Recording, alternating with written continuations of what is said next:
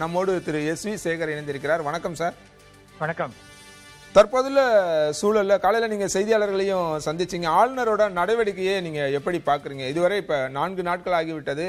விஜயை அழைத்து ஆட்சி அமைக்க இதுவரைக்கும் அழைப்பு விடுக்கவில்லை அப்படின்ற ஒரு விமர்சனம் பொதுவெளியில மொத்தமாவே இருக்கு. நீங்க எப்படி பாக்குறீங்க? அது ஆக்சுவலா ஆளுநருடைய பேட்டியை நான் நேற்றுக்கு கேட்டேன். அது மிக தெளிவாக அவர் நம்முடைய கான்ஸ்டிடியூஷன் படி என்ன இருக்கோ அதை சொல்லியிருக்காரு. இவங்க லெட்டர் கொடுக்கும் பொழுது தனித்தனியா எல்லாருடைய லெட்டரையும் கொடுக்கணும். ஒரு கட்சி முதல்ல இவர் என்ன பண்ணிருக்கணும், டிவிக்கே நான் தனிப்பெரும்பான்மை பெற்ற கட்சின்னு சொல்லி கேட்டிருக்கணும் ஃப்ளோர் டெஸ்ட்டுக்கு ஆட்சி அமைப்பதற்கு. அதை அவர் கேட்காம காங்கிரஸ் உடைய கொடுத்த லெட்டரோட கொண்டு போய் கொடுத்துருக்காரு. அப்ப பாக்கி பேர் எங்கன்னு கேட்டிருக்காரு அவரு.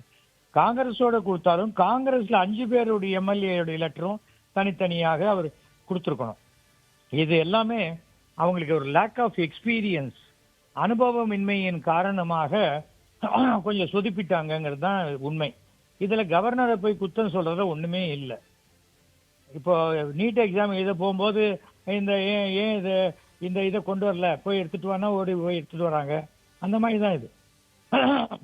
ராத்திரி 12 மணிக்கு யாராவது இமெயில் அனுப்புவாங்களா? கவர்னர் என்ன இவர்கிட்ட இருந்து மெயில் வரும்ட்டு வெயிட் பண்ணிட்டு இருப்பாரா? இல்ல, இப்ப அவங்க தனிப்பெரும் கட்சியா 108 இடங்கள்ல வெற்றி பெற்றிருக்காங்க. இப்ப அந்த கடிதத்தை தனியா கொடுத்தாங்கன்னா ஆளுநர் அழைக்கிறதுக்கான வாய்ப்பு இருக்கா? இல்லைங்க, ஏற்கனவே 2-3 தப்பு நடந்து போச்சு. அப்ப தப்பை இப்ப சரி பண்ணணும். இப்ப எப்ப காங்கிரஸோட கொடுத்துட்டாங்களோ இனிமே திருப்பி அவங்க ரிவர்ஸ் அதை எச்ச போட்டு அழிச்சிடுறேன், புதுசா இதை எடுத்துக்கங்கன்னு சொல்ல முடியாது. இது கவர்னருங்கிறது இன்னைக்கு குடியரசுத் தலைவருக்கு அடுத்த பதவி. இன்னைக்கு தமிழ்நாட்டில் கவர்னர் தான்.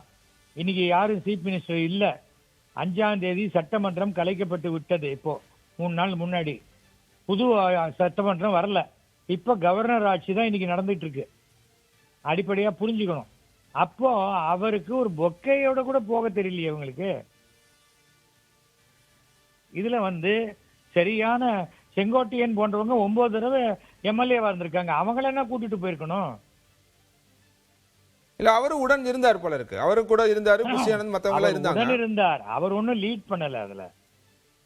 அதுக்கு சொல்றேன், தவறு எங்கேயோ நடந்திருக்குங்க.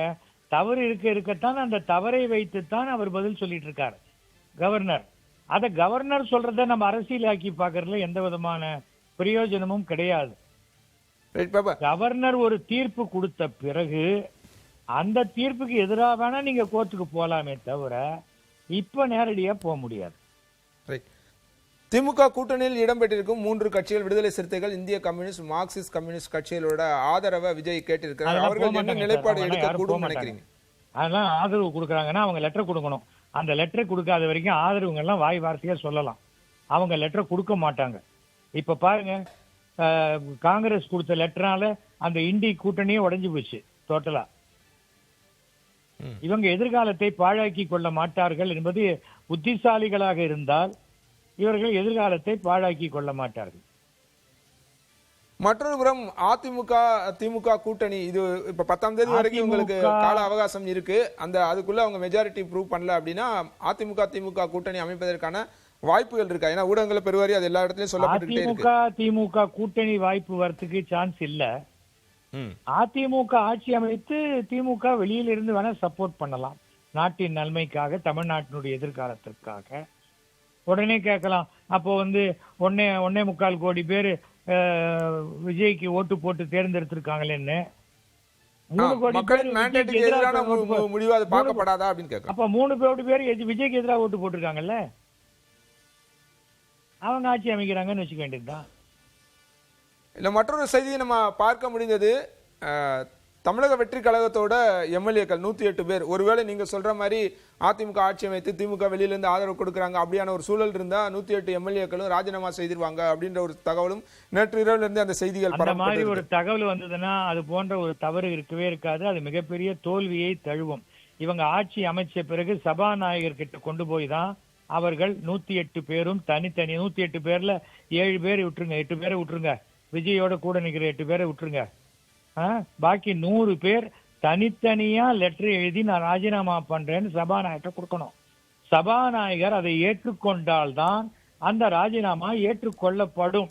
அதுக்குள்ள ஒரு 60 பேரு நான் ராஜினாமா பண்ணி மறுபடியும் தேர்தலே பார்க்க முடியாத போறதுக்கு இன்னைக்கு அரசோட சேர்ந்து அதிமுகவோடயே போயிடலாம் அப்படின்னு நினைச்சா அவங்க என்ன பண்ணுவாங்க?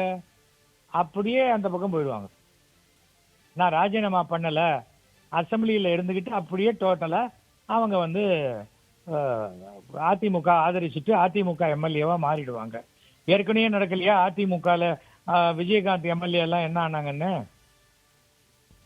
இப்ப திமுக கூட்டணியில இத்தனை ஆண்டு காலம் கூடவே டிராவல் பண்ணிட்டு திடீர்னு இப்ப வெற்றிக்கு பிறகாக காங்கிரஸ் கட்சி தமிழக வெற்றி கழகத்தோட போய் இணைந்திருக்காங்க. அதை பத்தின உங்கள் பார்வை சார்? மிகப்பெரிய துரோகம். அது வந்து ஒரு முட்டாள்தனம். தன்னையே சொந்த காசுல சூன்யம் வச்சுக் கொள்ற முயற்சி. அதுல வந்து ராகுல் காந்தி வெற்றி பெற்றிருக்கிறார். அதாவது வட இந்தியால இருக்கிற அரசியல்வாதி யாருக்குமே தமிழ்நாட்டை பத்தி தெரியாது. அது மோடி அமித்ஷாவாக இருந்தாலும் சரி, ராகுல் காந்தி அப்புறம் அங்க இருக்கிறவங்களா இருந்தாலும் சரி. நன்றி சார். நன்றி. நன்றி.